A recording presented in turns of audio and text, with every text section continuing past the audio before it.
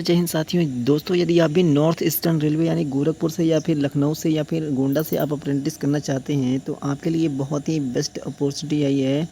लखनऊ, गोरखपुर और गोंडा यानी कि यूपी के जितने भी ये ज़िले देख सकते हैं, आप यहाँ से ऑनलाइन आवेदन करके अप्रेंटिस पा सकते हैं आप अपने लोकेशन में। तो ये बहुत भी बेस्ट अपडेट आई है। तो यहाँ पे कितनी भर्ती आई है, इसका लिंक मैंने वीडियो को डिस्क्रिप्शन में दे दिया। कैसे आपको अप्लाई करना है वो भी मैंने लिंक आपको वीडियो का डिस्क्रिप्शन में दे दिया। तो चलिए मैं आपको अब डायरेक्ट अप्लाई करके बताता हूँ और क्या।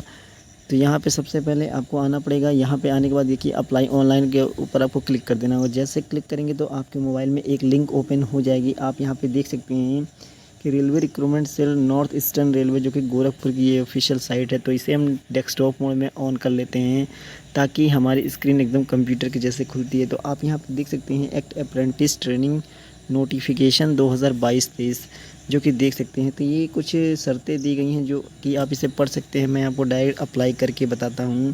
तो यहाँ एज के बारे में बताया गया, यहाँ इसेंशियल क्वालिफिकेशन ट्रेनिंग के बारे में, जो आपको ट्रेनिंग के दौरान पैसा मिलेगा उसके बारे में बताया गया। अब आपको इसे सब पढ़ने के बाद आपको क्या करना है, इस चेक बॉक्स में क्लिक कर देना है। क्लिक करने के बाद ये देखिए ग्रीन कलर का हो जाएगा और यहाँ पर प्रोसीड बटन आ जाएगा ग्रीन में। ये रखना है, यस नहीं करना है तो फिर आपको सर्टिफिकेट देना पड़ेगा। तो मैं यहाँ पे नेक्स्ट बटन पे क्लिक कर देता हूँ। अब यहाँ पे देख सकते हैं कि ट्रेड मेरा फिटर हो गया। आर यू डिफरेंटली एबल्ड रही हूँ, इसलिए फिर मैं कंटिन्यू बटन पे क्लिक कर देता हूँ। क्लिक करने के बाद देखिए यहाँ पे कौन कौन से डॉक्यूमेंट्स आपके मांगे जा रहे हैं। यहाँ पे जो इंस्ट्रक्शन लिखा है देखिए, यहाँ पे आपको mobile number, confirm mobile number, marksheet, 10th की डिटेल और यहाँ पे आपको ग्रेटर और यहाँ पे आपका आधार कार्ड, ये सभी भरने आपके बहुत ही ज़रूरी है क्योंकि इन्हीं से आपका सिलेक्शन होने वाला है। जो भी आप ईमेल आईडी भरेंगे वो आपको प्रॉपर अपडेट चेक करते रहना है। फिर मैं इसे कट कर देता हूँ। इन्फॉर्मेशन में क्या डिटेल भरनी है, सबसे पहले आपको अपना नाम भरना है, फिर अपने पिताजी का नाम भरना है, फिर उसके बाद से आपको अपनी माता जी का नाम भरना है, जो कि स्टार वाले सभी ऑप्शन आपको भरने ज़रूरी है। यहाँ पे देखिए कम्युनिटी में सबसे पहले आपको यहाँ पे सेलेक्ट करना होगा। सेलेक्ट करने के बाद देखिए यहाँ पे आते जनरल से आते हैं, ओबीसी से आते हैं, तो आपको 100 रुपये का पेमेंट करना होगा। यदि आप SC ST OBC या फिर किसी महिला है तो आपको पेमेंट नहीं करना है। तो मैं यहाँ पे OBC से आता हूँ तो OBC के ऊपर क्लिक कर लेता हूँ। फिर आपको यहाँ पे डेट ऑफ बर्थ क्लिक करनी होगी तो मैं इसके ऊपर क्लिक कर लेता हूँ। क्लिक करने के बाद यहाँ पे देखिए सबसे पहले आपका डेट ऑफ बर्थ आएगा। तो सबसे पहले आपको यहाँ पे ईयर को सिलेक्ट कर लेना है। तो मैं आपको यहाँ पे ईयर सेलेक्ट कर लेता हूँ। ईयर सेलेक्ट करने के बाद फिर आपको मंथ सेलेक्ट कर लेना है। तो मैं यहाँ पे मंथ सेलेक्ट कर लिया हूँ। फिर डेट ऑफ सेलेक्ट कर लिया हूँ, देख सकते हैं यहाँ पे फिर यहाँ पे सेट बटन पे क्लिक कर देता हूँ। अब देखिए क्लिक करने के बाद यहाँ पे मेरी एज आ गई कि मैं अभी तक 23 साल का हूँ। फिर आपको यहाँ पे जेंडर सेलेक्ट कर सकते हैं, मेल या फीमेल दोनों इस फॉर्म को भर सकते हैं। तो मैं मेल के ऊपर क्लिक कर लेता हूँ। फिर आपको यहाँ पर रिलीजन यानी कि आपको किस धर्म से आते हैं, हिंदू हैं कि मुस्लिम है, क्रिश्चियन है, सिख हैं, ईसाई हैं। तो मैं हिंदू के ऊपर क्लिक कर लेता हूँ। आप अपने हिसाब से अपने धर्म को सेलेक्ट कर सकते हैं। फिर आपको यहाँ पे आधार कार्ड का नंबर भरना है। फिर यहाँ पे क्या आपको बताना कि आप एक्स सर्विसमैन हैं या नहीं है। तो मैं यहाँ पे नहीं हूँ। यदि आप होंगे तो आपको सर्टिफिकेट देना होगा कि हाँ मेरे पिताजी या मम्मी एक्स सर्विसमैन हैं। अब यहाँ पे पूछा जा रहा है कि are you award any following, क्या इसमें से आप किसी नियम का पालन करते हैं। चलिए मैं देख लेता हूँ। चिल्ड्रेन ऑफ एक्स सर्विसमैन या फिर चिल्ड्रेन ऑफ सर्विंग जवान, तो मैं इनमें से किसी को भी पालन नहीं करता हूं। तो मैं नन कर देता हूं। अब यहाँ पे आपको अपनी ईमेल आईडी, वही ईमेल आईडी आपको दोबारा यहाँ पे भरना है।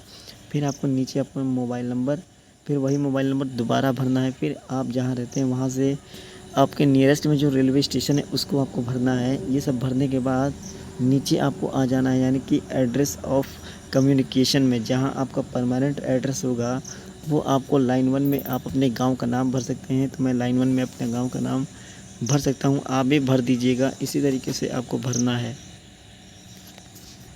एड्रेस 1 में आप अपने गांव का नाम, एड्रेस 2 लाइन 2 में आप अपने पोस्ट ऑफिस का नाम। यदि आपका पोस्ट ऑफिस नहीं है तो आप अपने गांव का नाम ही भर दीजिए या फिर शहर का नाम भर सकते हैं। फिर आपको ज़िला सेलेक्ट कर लेना है, जिस भी ज़िले के रहने वाले हैं। फिर उसके बाद से आप यहाँ पे अपने स्टेट को सेलेक्ट कर लेना है। तो मैं अपने स्टेट को सेलेक्ट कर लेता हूँ। यहाँ से आप अपने डिस्ट्रिक्ट को सेलेक्ट कर सकते हैं। आप जिस भी डिस्ट्रिक्ट के, राज्य के यानी ज़िले के रहने वाले हैं तो मैं अपने ज़िले को सेलेक्ट कर सकता हूँ। यहाँ पे अपने गांव का नाम आप भर सकते हैं। अब दोस्तों यहाँ पे ध्यान देने के बाद आप अपना पोस्ट ऑफिस का नाम भरेंगे। यहाँ पे अपना पिन कोड सेलेक्ट करेंगे, जिस भी पिन कोड पे आप रहते हैं। फिर आपको यहाँ पे देखिए परमानेंट एड्रेस, यदि आपका एड्रेस अलग अलग नहीं है, आप एक अस्थाई स्थान पे रहते हैं, तो आप यहाँ पे परमानेंट के ऊपर क्लिक करेंगे तो आपको नीचे एड्रेस भरने की आवश्यकता नहीं है। अब आपको यहाँ पे आपको 10th क्लास की डिटेल आपको अपलोड करनी यानी बतानी है। तो आपका यहाँ पर 10th क्लास का रोल नंबर हो गया, यहाँ पे आपने किस बोर्ड से पास किया है। तो यहाँ पे बहुत सारे बोर्ड मिल जाएंगे जो कि देख सकते हैं, Chhattisgarh, Goa board, Gujarat board, Haryana board. तो आप जिस भी बोर्ड से आपने हाई स्कूल पास किया है तो आप अपने बोर्ड को यहाँ से सेलेक्ट कर सकते हैं। तो मैं अपने बोर्ड को सिलेक्ट कर लेता हूँ। जाता है उत्तर प्रदेश बोर्ड, तो मैं उत्तर प्रदेश बोर्ड से पास हुई। अब यहाँ पे देखिए आपको यहाँ पे बोर्ड का ना उस बोर्ड को बताना पड़ेगा, मैट्रिक और 10th स्पेसिफिक बोर्ड। यहाँ पर आपको कन्फ्यूज़न नहीं होना, तो यहाँ पे आप इसे नहीं सेलेक्ट कर सकते, छोड़ सकते हैं, क्योंकि आपने यहाँ पे सेलेक्ट कर लिया अपना यूपी बोर्ड, जो भी बोर्ड होगा। अब यहाँ पे आपने कितना मार्क्स पाया हाई स्कूल में और कितने टोटल मार्क्स आपको यहाँ पर भर देना है। यहाँ पे आपका परसेंटेज ऑटोमेटिक कैलकुलेट होके आ जाएगा। अब यहाँ पे देख सकते हैं आपने कब पास किया है हाई स्कूल, ये आपको बताना है। तो आपको यहाँ पे क्लिक कर लेना है और आप अपने ईयर को यहाँ से सेलेक्ट कर सकते हैं, जिस ईयर में आपने हाई स्कूल पास किया। तो मैं अपने ईयर को सिलेक्ट कर लेता हूँ, आप भी कर सकते हैं। अब उसके बाद से यहाँ पे ITI की डिटेल आपको भरनी है, जो कि यहाँ पे सबसे पहले आपका सर्टिफिकेट नंबर, फिर आपने किस इंस्टीट्यूट से किया यानी कि अपने इंस्टीट्यूट का नाम, फिर आपने कब पास किया आपको ये भी बताना है। तो यहाँ पे चाहे 20 में, 21 में, 17 में, चाहे जब भी पास किया है कोई दिक्कत नहीं है। तो मैं यहाँ पे 20 को सेलेक्ट कर लेता हूँ। और आपने ITI में कितने मार्क्स को पाया है तो मैं यहाँ पे ये भी टाइप कर देता हूँ, और कितने में से पाया है टोटल पूर्णांक आपको यहाँ पे भर देना है, जो कि आप देख सकते हैं मैक्सिमम मार्क्स। और यहाँ पे परसेंटेज ऑटोमेटिक कैलकुलेट होके आ जाएगा। अब यहाँ पे देख सकते हैं डिक्लेरेशन का फॉर्म, तो आपको इसके ऊपर टिक कर देना है। टिक करने के बाद देखिए नीचे आपको एक कैप्चा मिलता है, इस कैप्चा को भरने के बाद इस बॉक्स में कंटिन्यू बटन के रेड वाले बटन पे क्लिक कर लेना है। जानकारी चेक करने के बाद आपको यहाँ पे कंटिन्यू बटन पे क्लिक कर देना होगा। जैसे मैं कंटिन्यू बटन पे क्लिक करता हूँ तो थोड़ी देर प्रोसेस आपके सामने इस प्रकार का पेज आ जाएगा। यानी कि कंटिन्यू बटन पे क्लिक करेंगे तो यहाँ पे आपके सामने इस प्रकार का पूरा आ जाएगा प्रीव्यू, जो कि आप देख सकते हैं। यहाँ पे पूछा जा रहा है कि बिफोर सबमिशन, यानी सबमिट करने से पहले आपको यह ध्यानपूर्वक देख लेना है कि इसमें मैंने कोई भी जानकारी गलत तो नहीं भरी है। यदि आपने कोई भी जानकारी गलत भर दी तो आप यहाँ से एडिट कर सकते हैं बैक करके, लेकिन इसे कंफर्मेशन देने के बाद आप इसे चेंज नहीं कर पाएंगे। देखिए यहाँ पे लिखा है कि will not be available for the editing once. अगर आप सबमिट कर देते हैं फिर आप एडिट नहीं कर पाएंगे। यहाँ पे एड्रेस भी नहीं आप एडिट कर पाएंगे, जो भी आपने डिटेल भरी है वो आप एडिट नहीं कर सकते हैं। तो आपको ध्यानपूर्वक भरना है ये सभी डिटेल। इसके ऊपर मैंने क्लिक कर देता हूँ, फिर मैं सबमिट बटन के ऊपर क्लिक कर देता हूँ। अब देखिए यहाँ पे पूछा जाएगा prevent this page creating additional dialogues. अब इसके ऊपर आपको चेक बॉक्स पे क्लिक करके क्लिक करना होगा। कर सकते हैं, दोनों पे आप क्लिक नहीं कर सकते। तो यहाँ पे देखिए आपका दिया हुआ है। तो दोस्तों देख सकते हैं मेरा रजिस्ट्रेशन नंबर और मुझे पासवर्ड मेरे मोबाइल पर और मेरे ईमेल पर आ चुका है। आपको कैसे देखना है तो यहाँ पे देखिए मैंने इसको स्लाइड करता हूँ और यहाँ पे देख सकते हैं कि आप मेरा नाम और मैंने किस जोन से अप्लाई किया, मेरा पासवर्ड, मेरा रजिस्ट्रेशन नंबर दोनों मिल चुका है। तो इस तरीके से आप भी देख सकते हैं। अब ये डाल के यहाँ पे एप्लीकेशन नंबर और यहाँ पासवर्ड डाल के और ये कैप्चा डाल के आपको यहाँ पर लॉगिन बटन पे क्लिक कर लेता है। चलिए मैं क्लिक कर लेता हूँ। करना है कि आपको यदि आपका एप्लीकेशन नंबर नहीं मिला तो आप यहाँ से फॉरगेट कर सकते हैं, लेकिन मुझे मिल चुका है तो मैं यहाँ पर लॉगिन बटन पे क्लिक कर लेता हूँ। अपना रजिस्ट्रेशन नंबर और पासवर्ड डाल के देखिए आप यहाँ पे आपका नाम आ जाएगा। तो दोस्तों देख सकते हैं यहाँ पे लिख के आ रहा है कि अभी मैंने फुल्ली रजिस्ट्रेशन नहीं किया है। तो आप यहाँ पे देख सकते हैं कंप्लीट एप्लीकेशन आपको यहाँ से करना होगा। अभी देखिए क्या क्या मैंने फीटर ट्रेड कॉल सेलेक्ट किया है, पिताजी का नाम, मदर्स नेम, आधार कार्ड और पिन। और यहाँ पे अभी देखिए नॉट फुल्ली रजिस्ट्रेशन का ऑप्शन आ रहा है। ये मेरा नाम हो गया, मेरी एज हो गया, डेट ऑफ बर्थ हो गया, ईमेल हो गया, ये फ़ोन नंबर हो गया और ये एड्रेस हो गया, देख सकते हैं। तो अभी मुझे कंप्लीट करना है फॉर्म को।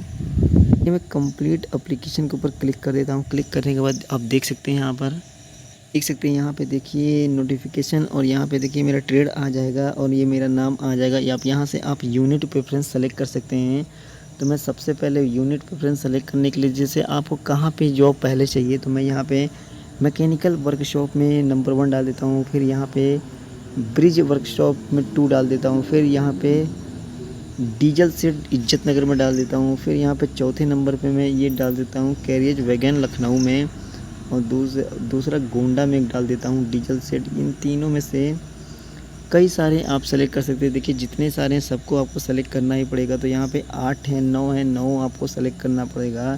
तो मैं यहाँ पे सभी सेलेक्ट कर लेता हूँ एक एक करके। यहाँ पे मैंने सभी सेलेक्ट कर लिया, 9 है कि 9 मैंने सेलेक्ट कर लिया है। अगर मैं फीटर वाले ट्रेड से आता हूँ, अगर आप ITI इलेक्ट्रीशियन ट्रेड से होंगे या फिर टर्नर ट्रेड से होगा, वेल्डर से, पेंटर से, तो आपके लिए कुछ कम चांसेस होंगे। फीटर वालों को सबसे ज़्यादा चांसेस दी गई है। देखिए यहाँ पे मैंने जैसे कंटिन्यू किया, please check all the boxes, सभी को मैंने फिल कर लिया है। फिल करने के बाद मैं कंटिन्यू बटन पे क्लिक कर लिया हूँ। कंटिन्यू बटन पे क्लिक करने के बाद देख सकते हैं आप पे फ़ोटो और सिग्नेचर कर रहा है अपलोड करने के लिए। तो आप देख सकते हैं यहाँ पे कितना साइज़ होनी चाहिए। फ़ोटो की जो साइज़ होनी है 5 KB से लेके 50 KB के बीच में होनी चाहिए। वहीं अगर सिग्नेचर की बात की जाए तो 5 KB से लेके 40 KB के बीच में होनी चाहिए। और जो भी आप डॉक्यूमेंट अपलोड कर लेंगे, जैसे हाई स्कूल हो गया, ITI हो गया, ये 300 KB तक होना चाहिए, वो भी PDF में होना चाहिए, 5 KB से लेके। देख सकते हैं आप यहाँ पे। उसके बाद से चलिए अब नीचे मैं क्लिक कर लेता हूँ। यहाँ पे मैंने अपना फ़ाइल फ़ोटो अपलोड कर लिया, सिग्नेचर अपलोड कर लिया। फिर से अपने डॉक्यूमेंट्स को भी अपलोड करने में थोड़ी दिक्कत आ रही है, क्योंकि PDF में मेरे डॉक्यूमेंट्स अभी नहीं हैं।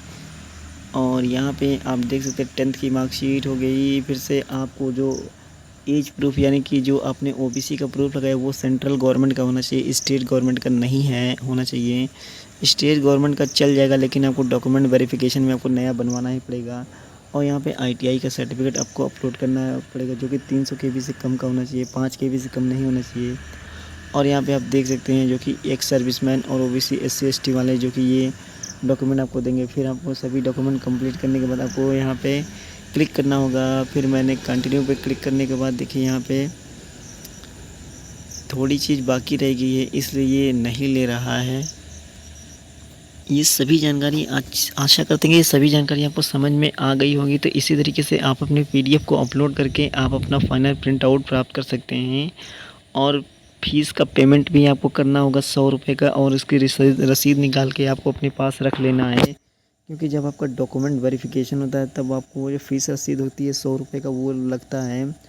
और जो आपने OBC का सर्टिफिकेट सेंट्रल गवर्नमेंट का अपलोड किया है, वो भी आपका लगता है। तो ये सभी बनवा कर रख सकते हैं, तभी अप्लाई कीजिएगा। आई होप आशा करते हैं कि आपको ये जानकारी अच्छी लगी। वीडियो को लाइक कीजिएगा, चैनल को सब्सक्राइब कीजिएगा। जय हिंद, जय भारत।